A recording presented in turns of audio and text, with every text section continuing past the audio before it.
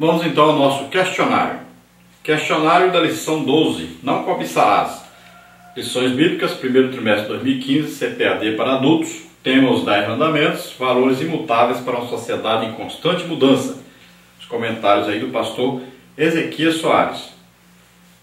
Aqui nos vídeos nós trazemos as respostas verdadeiras somente e as frases já completas. Em nosso site e outros sites você encontra as perguntas com as respostas verdadeiras e falsas e frases para serem completadas. Primeira pergunta então para completar dentro do textual. De ninguém cobicei a prata, nem o ouro, nem a veste. Atos 20, 33. Verdade prática agora, a segunda pergunta para completar. A cobiça é a raiz da qual surge todo o pecado contra o próximo, tanto em pensamento como na prática. Parte número 1, o 10º mandamento. Pergunta número 3. Qual a abrangência do 10º mandamento? Não cobiçarás? Então, o tema diz respeito à proibição da concupiscência da carne, da concupiscência dos olhos e da soberba da vida, como está em Gênesis 3, 6, 1 de João 2,16. Isso envolve muitos tipos de pecado, como sensualidade, luxúria, busca desenfreada por possessões ilícitas, obsessão pelo poder, ostentação esnobe e orgulho. Esse mal continua no gênero humano desde a sua queda até a atualidade. Pergunta número 4.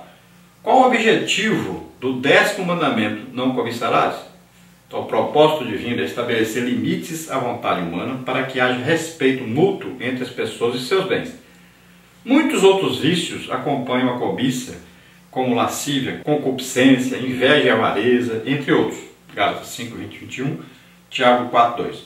Não pode haver paz num contexto como esse. É necessário que cada pessoa se controle para viver uma vida virtuosa.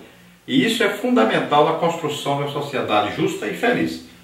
Melhor é o que domina seu espírito do que o que toma uma cidade. Provérbios 16, 32. Nós levamos vantagem por termos Jesus e o Espírito Santo. Gálatas 2, 20, 5, 5. Pergunta número 5. Qual o contexto do 10º mandamento, não cobiçarás? Há algumas variações entre os dois textos. Êxodo 20, 17 e Deuteronômio 5, 21. A ordem das cláusulas está invertida. Em Deuteronômio aparece um sinônimo do verbo cobiçar e acrescenta-se a palavra campo. Isso mostra que o formato de Êxodo está adaptado ao estilo nômade de vida de Israel no deserto. Ao passo que Deuteronômio é um modelo para o país prestes a ser estabelecido na terra de Canaã. Dê um esclarecimento sobre a diferença de numeração desse mandamento para os católicos romanos e os luteranos. Complete. Então, os católicos romanos e os luteranos dividem em dois o 10º mandamento. Não cobiçarás a casa do teu próximo, é 1, e não cobiçarás a mulher do teu próximo, 2. Êxodo 20, 17. Enquanto essas sentenças são lidas como mandamentos distintos, eles consideram não terás outros deuses e não farás para ti imagem de escultura como um único mandamento. Na soma, permanecem os 10 mandamentos. Ambos mantiveram a tradição catequética medieval desde Agostinho de Hipona, e nós então seguimos o sistema das igrejas reformadas que vem dos judeus e é anterior a tudo isso. Flávio José, História dos Hebreus. Parte 2, cobiça. Pergunta número 7. Qual o significado de cobiça? Então, o verbo hebraico hamad indica o ato de desejar aquilo que é gerado pela emoção, que começa com a impressão visual pela coisa ou pessoa desejada. Tudo isso se resume a desejar, tentar adquirir, almejar, cobiçar. O termo é usado para encontrar prazer em Isaías 1, 29, 53, 2. Hamad aparece 2 vezes aqui no 10º mandamento, Êxodo 20, 17. A Septuaginta traduz pelo verbo epitímio, literalmente fixar desejo sobre, de epi, sobre, e timos, paixão, ira. O termo em ambas as línguas pode se referir a coisa boa ou coisa má, dependendo do contexto. Mateus 5, 28, 13, 17. Pergunta número 8. Por que cobiçar é pecado? Desejar o que pertence a outro é pecado que o 10º mandamento condena. O Novo Testamento menciona esse último mandamento do Decálogo, Romanos 7, 7, 13 e 9. Trata-se de cobiçar a casa do outro, a mulher do próximo. Em seguida, o mandamento inclui servo e serva, boi e jumento, e termina com as palavras, nem coisa alguma do teu próximo. A cobiça é o desejo excessivo de possuir aquilo que pertence ao outro. A descrição deixa claro que não se trata de simplesmente almejar uma casa ou um boi, mas de desejos incontroláveis de possuir a casa e o boi que já tem dono, e isso por meio ilícito, Atos 20, 33, 1 Coríntios 10, 6, Tiago 4, 2. É o mesmo que roubar, Miqueias 2, 2. Pergunta número 9. O que diz o texto paralelo ao de Êxodo 20, 17, em Deuteronômio 5, 21? Como ficou dito antes, o 10º mandamento em Deuteronômio não segue rigorosamente o registro de Êxodo, mas isso não altera o sentido da mensagem.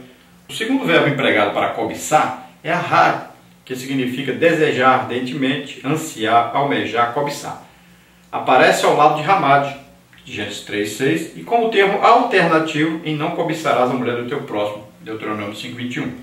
A Septuaginta traduz os dois verbos igualmente por epitímio. Parte 3, a vinha de Nabote. Pergunta número 10. Qual a proposta de Acabe a Nabote e qual sua resposta quanto à venda de sua vinha? O relato bíblico de confisco criminoso da vinha de Nabote é um dos mais chocantes da Bíblia e serve como amostra do que a cobiça é capaz de fazer. A vinha de Nabote era uma propriedade vizinha ao palácio do rei Acabe em Samaria, em Jezreel. O rei apresentou uma proposta de compra ou troca aparentemente justa. Nabote recusou a oferta do rei. Guarda-me o Senhor de que eu te dê a herança de meus pais. Havia nessa recusa uma questão familiar, cultural e religiosa. A propriedade era um bem sagrado que não se transferia definitivamente para outra família. Levíticos 25, 23 a 25, números 36, 7. Pergunta número 11. Qual a reação de Acabe e de sua esposa Jezabel diante da recusa de Nabote em vender sua propriedade? O rei ficou desgostoso e indignado. Deitou-se na sua cama e voltou o rosto e não comeu pão. O rei Acabe adoeceu, pois a cobiça por algo que não lhe pertencia o havia dominado. A Bíblia diz que a medida da impiedade de Acabe se completou quando ele se casou com Jezabel, uma princesa fenícia de origem pagã, devota de Baal. Ela era filha de Etbaal, rei de Sidom, 1 de Reis 16, 29 a 32. Jezabel não respeitava o sagrado direito de propriedade estabelecido por Deus na lei de Moisés.